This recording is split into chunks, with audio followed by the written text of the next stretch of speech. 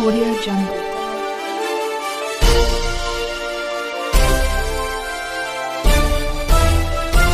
Audio Jungle. नमस्कार, मी यशवंत आणि आपण पाहत आहात बहुजन सैनिक महाराष्ट्र लाईव्ह। जागना है तो जगाना पडेगा, एक राष्ट्र के लिए। पिंपरी चिंचवड शहरातील सर्वात जास्त डेव्हलपमेंट डुडुळगाव परिसर होत आहे। मोसी डुडुळगाव तसेच लगतच्या चरहोली या गावाचे क्षेत्र शहरात सर्वात मोठे आहे। विकास आराखड्यातील मंजूर रस्ते, शैक्षणिक संस्था, पाण्याची उपलब्धता, दळणवळणाच्या सुविधा हे सर्व काही असताना योग्य नियोजन अभावी हा भाग पाणी, वीज यासारख्या मूलभूत सुविधापासून आजही वंचित राहिला आहे। त्यामुळे शहरातील सर्वात जास्त पोटेन्शियल असलेला हा परिसर तुलनेने मागे पडला आहे।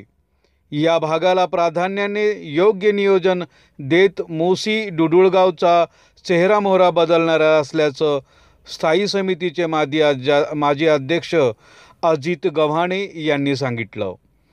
तसेच तेथील नागरिकांनी प्रगतीच्या वाटेने जाण्यासाठी परिवर्तन करणार असल्याचाही विश्वास दिला। मोसी डुडुळगाव परिसरात दिनांक 15 रोजी स्थायी समितीचे माजी अध्यक्ष अजित गव्हाणे साहेब यांनी विविध सोसायटी धारकांशी संवाद साधला, त्यांच्या समस्या जाणून घेतल्या।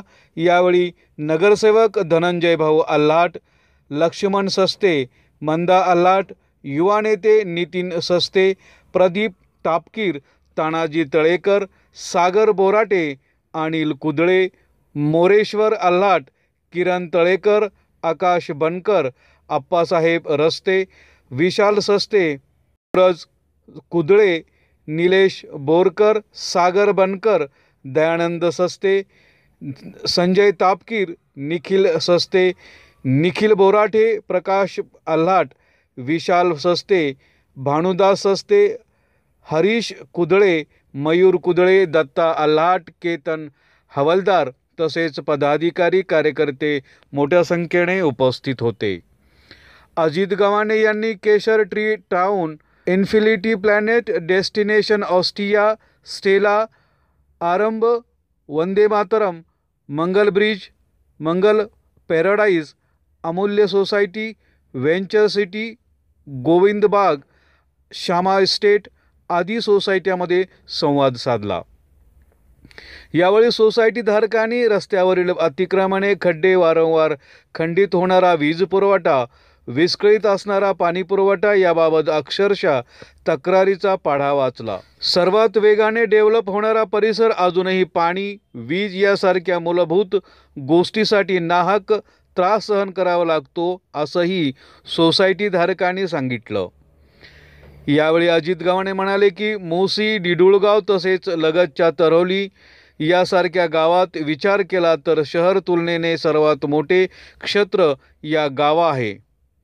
विकास आराखड्यातील मंजूर रस्ते, विविध शैक्षणिक संस्था, निसर्ग संपन्नता, दळणवळणाच्या सोयी हे सर्व काही असताना केवळ गेल्या 10 वर्षातील नियोजनाचा अभाव या गावाच्या विकासाच्या मार्गात अडथळा ठरला आहे। रस्त्यांची खड्ड्यामुळे वाट लागली आहे। पाणी वाटपाचे कोणतेही नियोजन या भागात नाही। मनमानी पद्धतीनं पाणी वाटप केलं जातं असे येथील नागरिकांचा आरोप आहे।